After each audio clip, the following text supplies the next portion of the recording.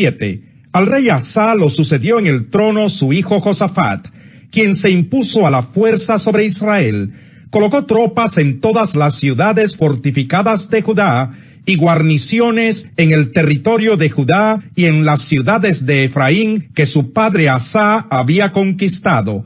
El Señor estuvo con Josafat porque siguió el ejemplo inicial de su padre, pues no buscó a los Baales, sino al Dios de su padre.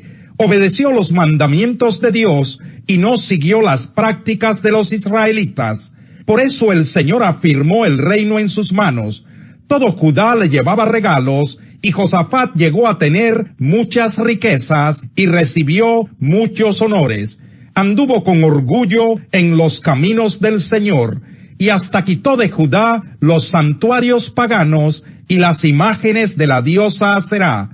En el año 3 de su reinado, Josafat envió a sus oficiales Ben-Jalil, Abdías, Zacarías, Natanael y Micaías para que instruyeran a la gente en las ciudades de Judá. Con ellos fueron los levitas Semaías, Netanías, Zebadías, Asael, Semiramot, Jonatán, Adonías, Tobías y Tobadonías, y también los sacerdotes Elisama y Jorán.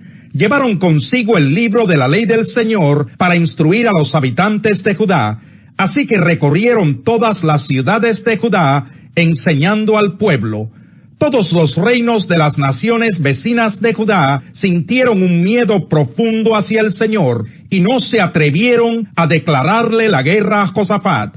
Aún algunos filisteos le llevaron a Josafat como tributo regalos y plata. Los árabes también le llevaron 7,700 carneros y 7,700 machos cabríos. Josafat se hizo cada vez más poderoso. Construyó en Judá fortalezas y lugares de almacenamiento, y tenía muchas provisiones en las ciudades. En Jerusalén contaba con un regimiento de soldados muy valientes, cuyo registro, según sus familias patriarcales, es el siguiente: jefes de 1,000 soldados en Judá, Adnás el comandante, al frente de 300,000 soldados. Le seguía Johanán, al frente de 280,000 soldados. Le seguía Amasías, hijo de Sicrí, que se ofreció voluntariamente para servir al Señor, y estaba al frente de 200,000 soldados.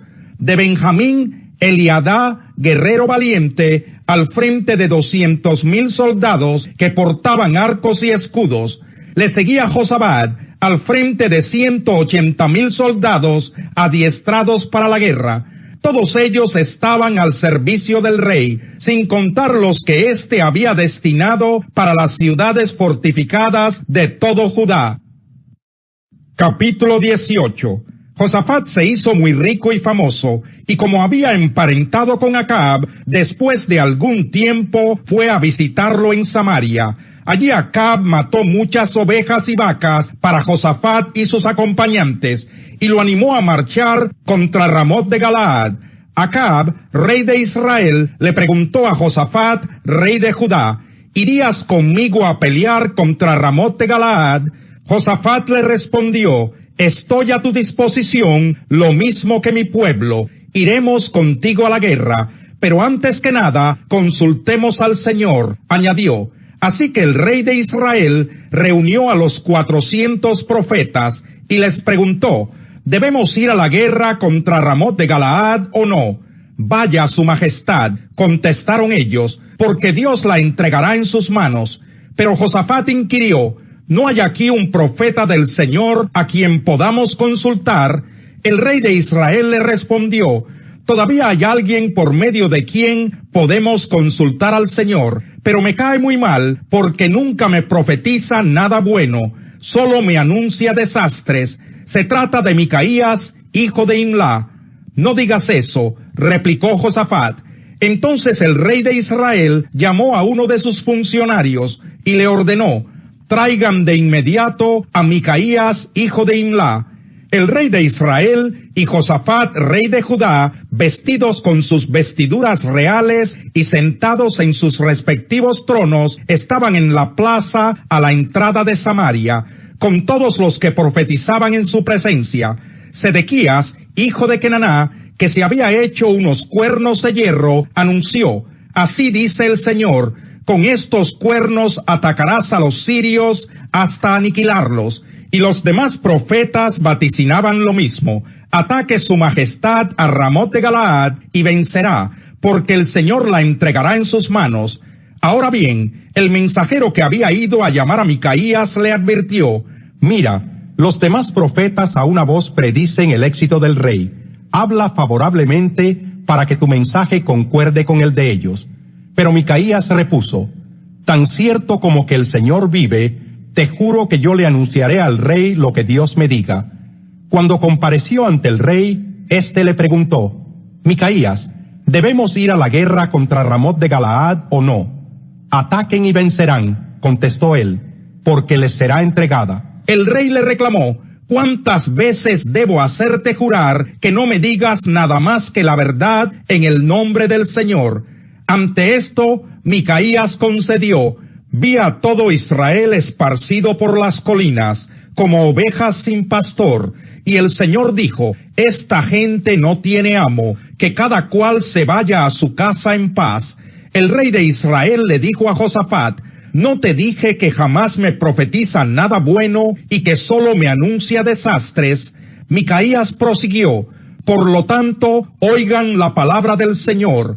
Vi al Señor sentado en su trono, con todo el ejército del cielo alrededor de él, a su derecha y a su izquierda, y el Señor dijo: ¿quién seducirá a Acab, rey de Israel, para que ataque a Ramot de Galaad y vaya a morir allí?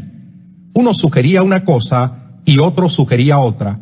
Por último, un espíritu se adelantó, se puso delante del Señor y dijo: yo lo seduciré. ¿Por qué medios?, preguntó el Señor. Y aquel espíritu respondió: saldré y seré un espíritu mentiroso en la boca de sus profetas. Entonces el Señor ordenó: ve y hazlo así, que tendrás éxito en seducirlo. Así que ahora el Señor ha puesto un espíritu mentiroso en la boca de estos profetas de su majestad. El Señor ha decretado para usted la calamidad. Al oír esto, Sedequías, hijo de Kenaná, se levantó y le dio una bofetada a Micaías. ¿Por dónde se fue el espíritu del Señor cuando salió de mí para hablarte?, le preguntó.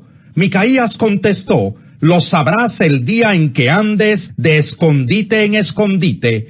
Entonces el rey de Israel ordenó: tomen a Micaías y llévenselo a Amón, el gobernador de la ciudad, y a Joás mi hijo. Díganles que les ordeno echar en la cárcel a ese tipo y no darle más que pan y agua hasta que yo regrese sin contratiempos.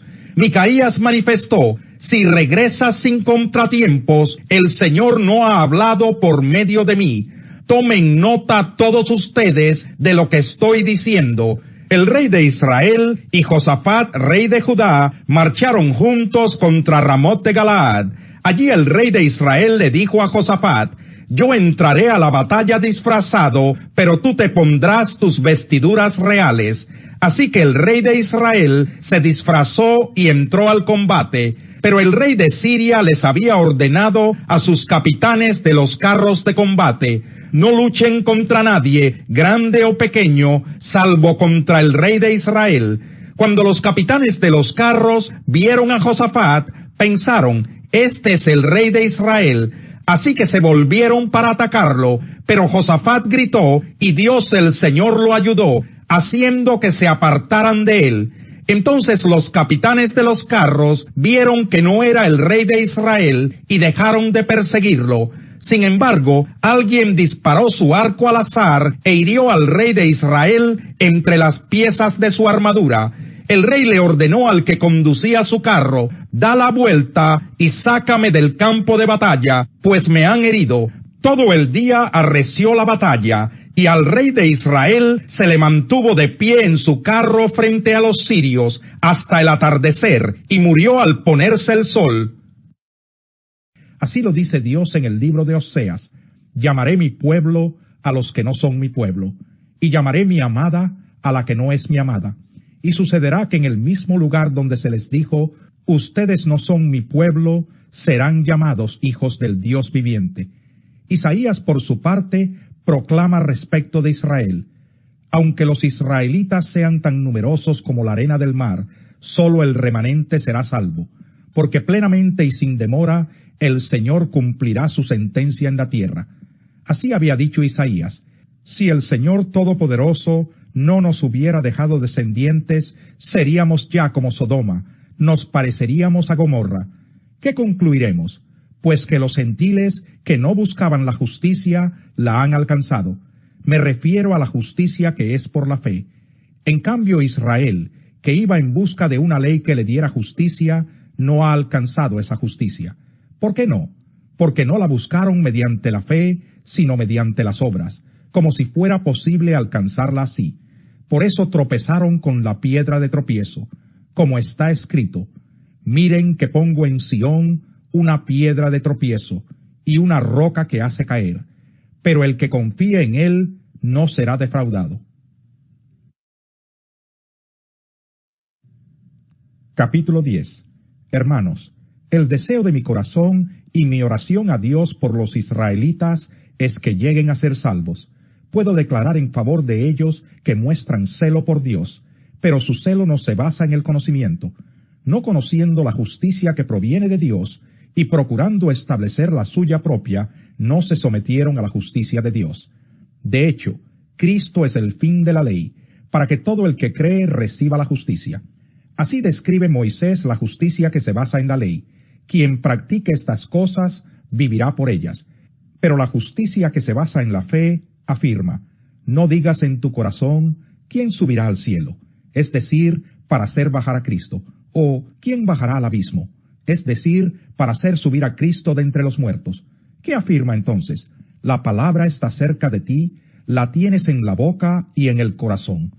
Esta es la palabra de fe que predicamos: que si confiesas con tu boca que Jesús es el Señor y crees en tu corazón que Dios lo levantó de entre los muertos, serás salvo. Porque con el corazón se cree para ser justificado, pero con la boca se confiesa para ser salvo. Así dice la Escritura: todo el que confíe en él no será jamás defraudado. No hay diferencia entre judíos y gentiles, pues el mismo Señor es Señor de todos y bendice abundantemente a cuantos lo invocan. Porque todo el que invoque el nombre del Señor será salvo. Que el Señor te responda cuando estés angustiado, que el nombre del Dios de Jacob te proteja, que te envíe ayuda desde el santuario, que desde Sión te dé su apoyo, que se acuerde de todas tus ofrendas, que acepte tus holocaustos, que te conceda lo que tu corazón desea, que haga que se cumplan todos tus planes. Nosotros celebraremos tu victoria, y en el nombre de nuestro Dios desplegaremos las banderas. Que el Señor cumpla todas tus peticiones. Ahora sé que el Señor salvará a su ungido, que le responderá desde su santo cielo, y con su poder le dará grandes victorias. Estos confían en sus carros de guerra, aquellos confían en sus corceles, pero nosotros confiamos en el nombre del Señor nuestro Dios. Ellos son vencidos y caen, pero nosotros nos erguimos y de pie permanecemos. Concede, Señor, la victoria al Rey. Respóndenos cuando te llamemos.